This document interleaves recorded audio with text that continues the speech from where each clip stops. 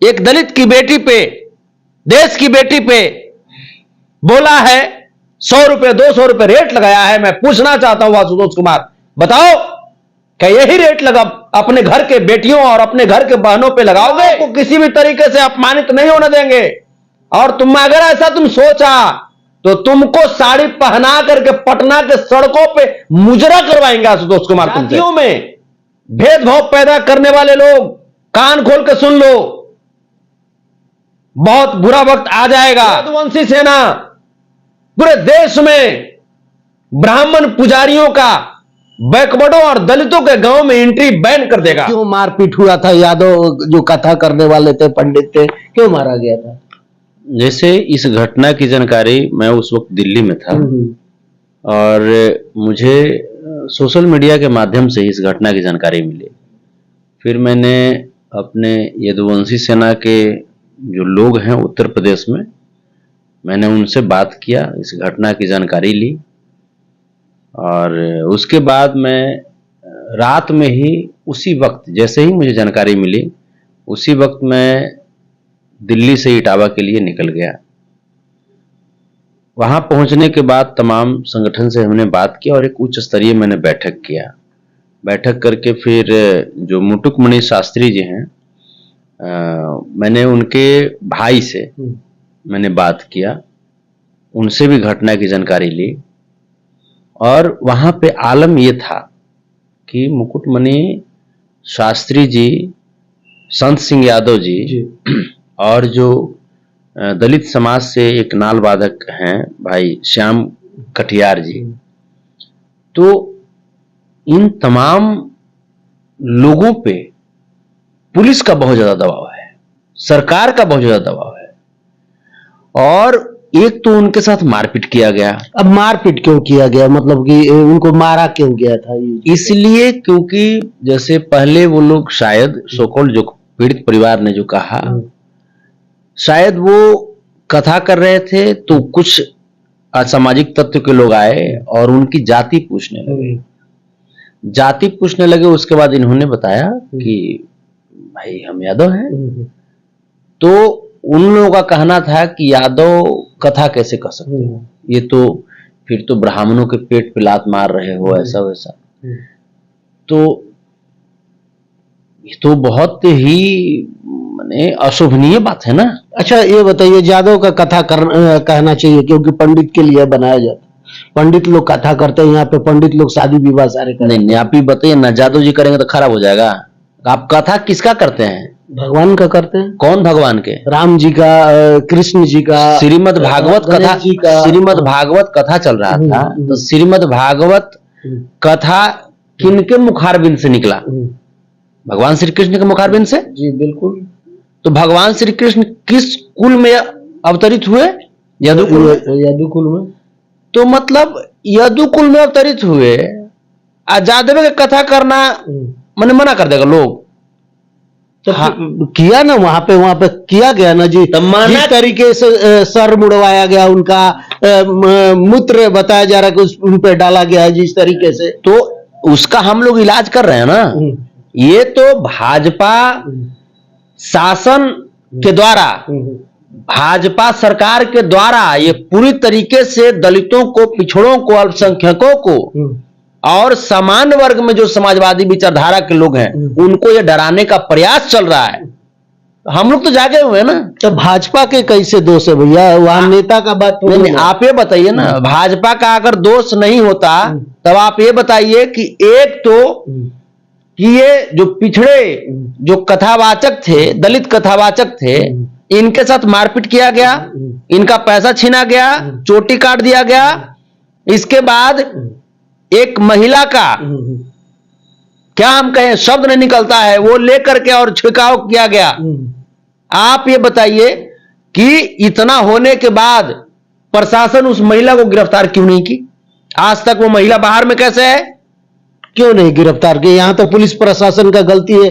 Police प्रशासन जब यहाँ इतना कुछ हो गया तो वहां उन लोगों को पकड़ के अंदर करना चाहिए था। तो कहीं ना कहीं प्रशासन के ऊपर सरकार का दबाव होगा। बिल्कुल, तबे ना प्रशासन ऐसा चुप रही। और तो और उल्टा केस वो महिला ही कर रही है 3 दिन के बाद। ये कौन सा बात हुआ? 3 दिन तक पुलिस क्यों नहीं गिरफ्तार किया उस महिला को? और मैं जितने भी जो ब्राह्मण एकता मंच के लोग हैं या ब्राह्मण समाज के संगठन हैं, मैं उनसे मैं कहना चाहता हूं कि आप अगर इस मामले को गंभीरता से लेते हुए उन लोगों को अपने समाज से बहिष्कृत नहीं करेंगे तो हम भी आपको पूजा करने के लिए अपने गांव में नहीं घुसने देंगे, नहीं घुसने देंगे। तमाम देश में विरोध होगा। अच्छा भैया, आप वहां गए थे, इटावा में गए थे, क्या पीड़ित परिवार से मिले आप, हालचाल लिए, जाने उनका? वो लोग बेचारे भागे फिर रहे हैं, वो भागे फिर रहे हैं ना। क्यों भाग रहे हैं? वो प्रशासन अरेस्ट कर लेगी ना, उनको अरेस्ट कर रही है। तो पीड़ित परिवार के ऊपर केस, जो इंसाफ मांगने जा रहे हैं लोग उनको गिरफ्तार करके जेल में डाल रहे हैं लोग, प्रशासन के लोग, सत्ता के लोग, ये भाजपा के लोग। तो हम तो बात किए, फोन पे बात किए, हमने इटावा में उच्च स्तरीय बैठक की, उसके बाद फिर मैं लखनऊ पहुंचा। लखनऊ पहुंचने के बाद हमने समाजवादी पार्टी के तमाम जो वरीय नेता हैं, मैं उनके साथ बैठ करके विचार विमर्श किया कि आगे की लड़ाई कैसे लड़नी है, क्योंकि ये बात कोई साधारण बात नहीं है। आप 1990 के पहले का दौर जो सोचेंगे फिर चलाने के लिए, तो हम लोग इसको बर्दाश्त नहीं कर सकते हैं। हम लोग किसी भी कीमत पे दलितों के लिए, पिछड़ों के लिए, अल्पसंख्यकों के लिए और सामाजिक विचारधारा के जितने भी लोग हैं उनकी लड़ाई के लिए, उनके हितों की रक्षा के लिए प्रतिबद्ध है। यदुवंशी सेना इटावा में भी बोली, मैं यहां भी बोल रहा हूं कि अगर ब्राह्मण समाज के संगठन अगर इस पे चुप्पी साधे रहते हैं और उन असामाजिक तत्वों का साथ देते हैं तो यदुवंशी सेना पूरे देश में ब्राह्मण पुजारियों का, बैकवर्डों और दलितों के गांव में एंट्री बैन कर देगा, कथा नहीं करने देंगे। और रही बात ये जो धंधा आप लोग बना करके रखे हो, इस धंधे को धर्म से मत जोड़ो। भक्त किसी जाति का, किसी धर्म का पार्टिकुलर नहीं हो सकता। बिल्कुल सही बात है। भगवान हर किसी को बनाए हैं, अल्लाह हर किसी को बनाए हैं। भगवान थोड़ी ना कहते हैं कि आप जात पात में बढ़ जाइए, हमको ये जात पूजा ना करे, वो जात। भगवान राम थे कि अब देखे थे सेवरी का जो जूठा बैर खाए थे। ये हमारा इतिहास है, इतिहास है हमारा। ये जातियों में भेदभाव पैदा करने वाले लोग कान खोल के सुन लो, बहुत बुरा वक्त आ जाएगा। हम लोग इसको बर्दाश्त नहीं करने वाले हैं किसी भी कीमत पे।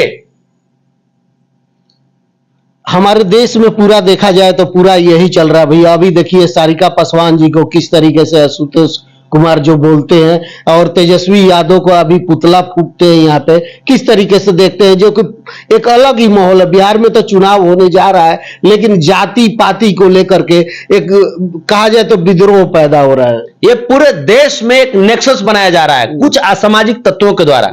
इसमें कोई जाति दोषी नहीं है, कोई जाति दोषी नहीं है। कौन लड़वाने का कोशिश कर रहा है भैया? कुछ असामाजिक तत्व हैं जो भाजपा के लोग हैं, वही लोग लड़वाने का प्रयास कर रहे हैं।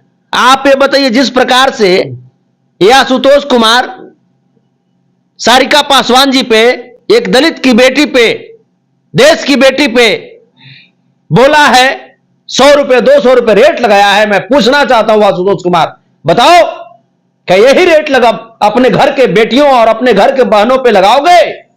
बोलो।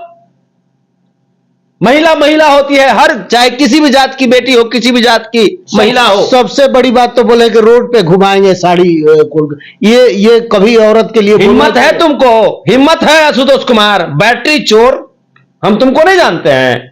जहानाबाद मालगाड़ी में से बैटरी चुरा करके बेचता था तू। बैटरी चुराता था? तो गजब बोल रहे हैं बारह। बैटरी इसको हम जान रहे हैं, बड़ा नेता है महाराज, इसको हम जान रहे हैं पत्रकार महोदय अच्छे तरीके से, ये बैटरी चोर है। और तुम बोलोगे है हिम्मत साड़ी खोल के तुमको घुमाने का? माधव के हम लोग खून हैं। द्वापर युग में हम लोगों ने द्रौपदी की रक्षा की है, जिसने साड़ी खोलने का काम किया था। हम लोग महिलाओं को किसी भी तरीके से अपमानित नहीं होने देंगे।